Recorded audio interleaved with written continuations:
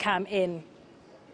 Now, President Uhuru Kenyatta and the larger First family are tonight locked in a global controversy following an investigative report dubbed Pandora Papers that listed the head of state among key world leaders with secret offshore accounts amounting to billions of shillings. And as Murimi Mwangi now reports, Kenyatta, in a late evening brief statement to newsrooms, promised to give a comprehensive response to the allegations in the report, indicating a comprehensive audit of the report would enhance financial transparency in government. Murimi Mwangi brings us that report. After sifting through some 11.9 million confidential files for 2 years in a joint investigation of over 600 journalists drawn from 150 media outlets, including the Kenyan veteran investigative journalist John Allan Namu-led Africa Uncensored, the International Consortium of Investigative Journalists, ICIJ, came out with damning findings detailing offshore financial dealings of the King of Jordan, former British Prime Minister Tony Blair, his Czech Republic counterpart Andrzej Babis, the presidents of Ukraine and Ecuador, as well as President Uhuru Kenyatta's family. The report now linking Uhuru and 6 family members, including his brother Muhoho and his mother Ngina Kenyatta, to at least 11 firms, including one valued as holding assets of over 3 billion Kenya shillings.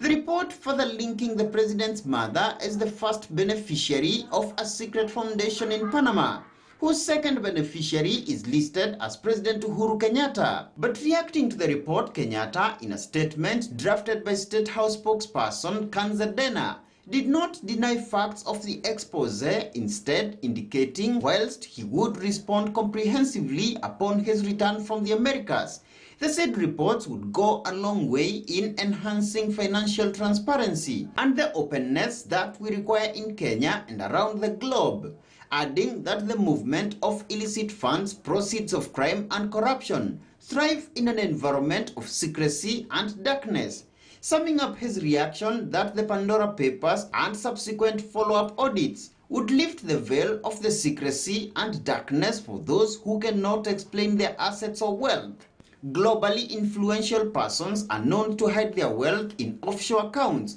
without hefty taxation regimes to avoid domestic rates which could be higher or unfavorable. A complex financial web whose oversight Kenya Revenue Authority Commissioner General Githi Mboro indicated fell in the hands of the International Tax Office. They focus on only identifying those entities that have international transactions and determining whether their policies, what we call transfer pricing policies, are consistent with what we would expect of them. According to the report, the Kenyatta family began accumulating the offshore assets long before Uhuru's presidency,